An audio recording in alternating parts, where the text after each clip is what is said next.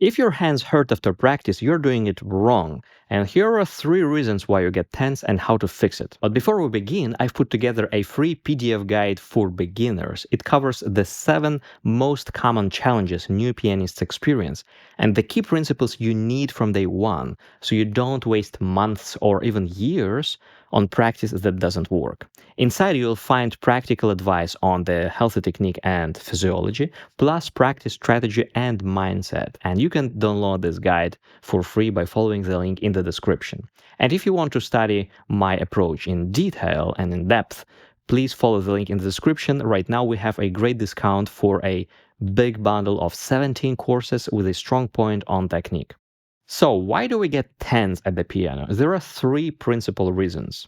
The first one is the awareness problem, because most of us are not really connected with the body, and especially when we sit down to play piano, all our concentration goes into the fingers, so then we just forget about the rest of our body, and we don't even notice that it's tense until we feel exhausted. So here's exercise number 1 for you, which I really suggest you to do every time before each practicing session.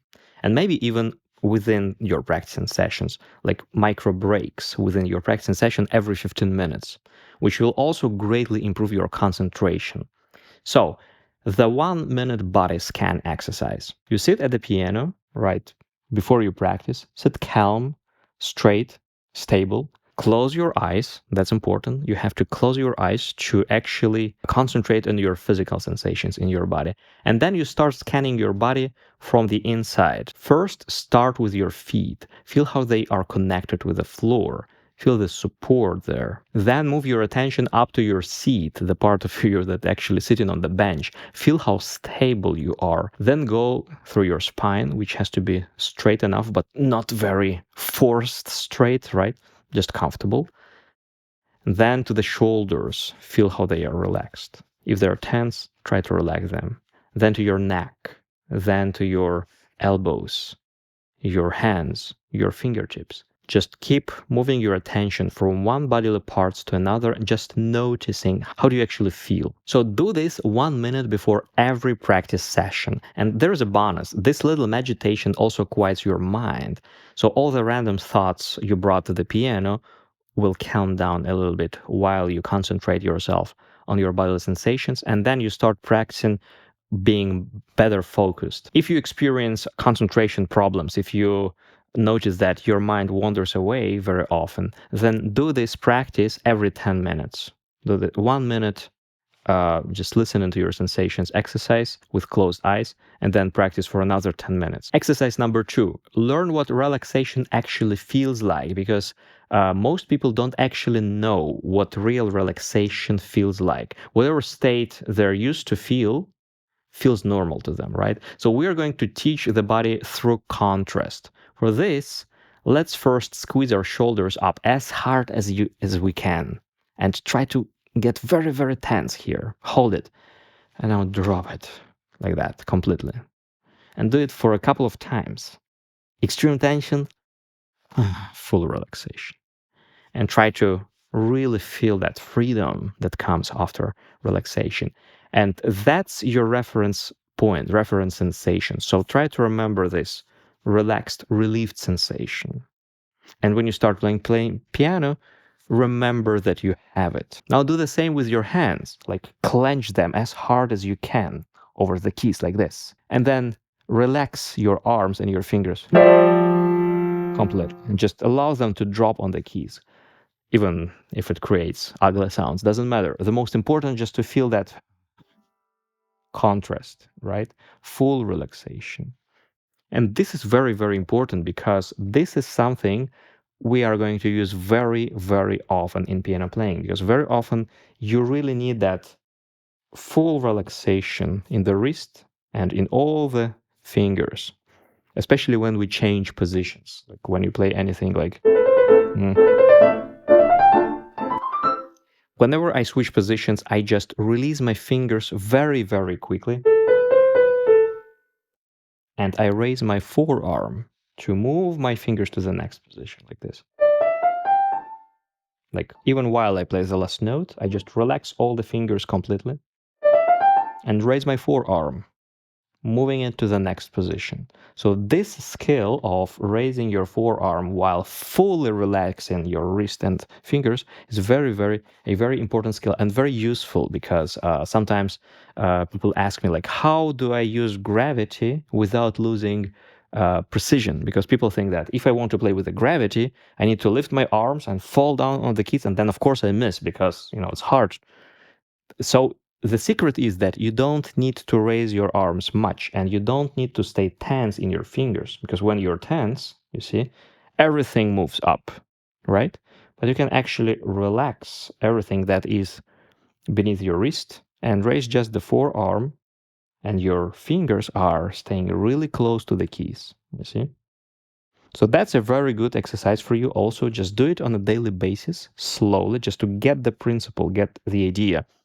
When you raise your forearms and your wrist, your fingers are absolutely relaxed, fully relaxed, and they are still at the keys. So you don't raise your forearms too much. You still feel the keys with your fingertips. And then you just drop everything, yeah? Drop the weight of the arm suddenly like this. And do literally like this, without activating your fingers first, like this. Do it over the keys also, to feel how much weight actually you have at your disposal. When you drop your arm just from this distance, like this is like barely 2 inches, but you see, that's already a lot of sound. So now when you get this idea, what you do is, while dropping the forearm, you activate all the joints in all the fingers, or at least in those fingers that play right now, yeah? And the wrist also falls down, but the moment it approaches the key level, it withholds. So very important that your wrist doesn't stay up, yeah, that's wrong, and doesn't fall lower than the key level. So that's also wrong. The wrist has to bounce around the key level when you make this, when you do this gravity drop. Here, you see? And then you relax the fingers, raise the forearms. The fingers still feel the keys, they're still relaxed. You move to the next chord and do the same thing. Relax the fingers, raise the forearms. Same thing. And then, as more you understand the idea, as more you gain automaticity of this motion, the quicker you can do it. Yeah? And this will allow you to play with a better precision, but also with gravity, which is very efficient. The second reason is compensation. If your fingers are not developed, and for most beginners they're not, something else has to do their job, right? So when fingers feel weak, the wrist immediately kicks in, or the shoulder, or something else. That's a compensation, and that's where a huge amount of tension comes from, which means the real cure here is not to relax more. The real cure here is building strength in your fingers. Here's how. First, watch your wrist level constantly when you practice. The vast majority of people with serious technical problems have the same issue. The wrist sits up at the level of the knuckles or even higher, and we need to bring it down in order to properly develop our fingers. So the wrist has to be at the key level, not below and not above. And it's going to feel weird at first, but just keep working toward this. Keep working toward the sensation that the finger alone, with the stability of these joints, can withhold the weight of the arm. Second, when you start anything, when you start to play anything new, start slow and mezzo forte by providing a very clear impulse with each finger.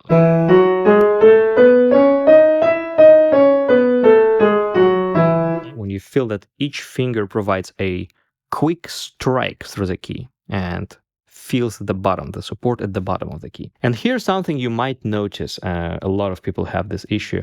For example, when you play with the third finger, yeah, the fifth wants to participate. It wants to help us. Why? Because the third finger doesn't have enough support, for example.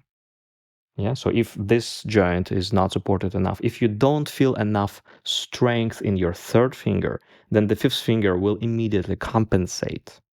So to get rid of tension in this case, just concentrate that you really feel support in whatever finger plays right now. Like when I really support this finger, I can allow myself to relax the other fingers, right?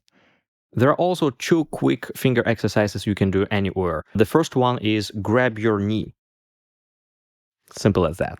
So you just place your hand over your knee and you activate 1 finger at a time. You press with 1 finger at a time in your knee, making sure that you activate all the joints of your fingers without activating the wrist, without getting tense in the wrist. So this exercise is perfect because it teaches you to activate fingers without compensating the wrist. And the second one is finger wrestling. Same thing. You connect your wrists together so they don't participate and just fight with 1 finger against each other, making sure that the joints don't collapse. And the third reason, a very frequent reason for tension, is stress.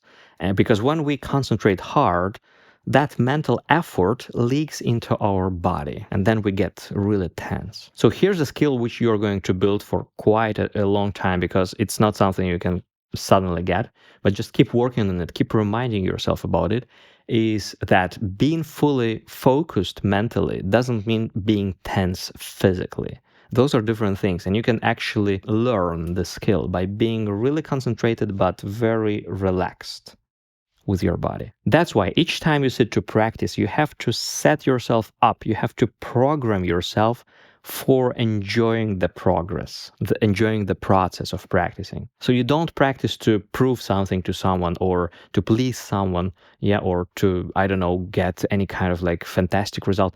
Practice because you enjoy it, and find something that you really love about practicing and try to concentrate on this enjoyment, because this is what relieves our tension as well, our internal tension and our bodily tension. That's why it's so important to find time to play something you love truly a lot.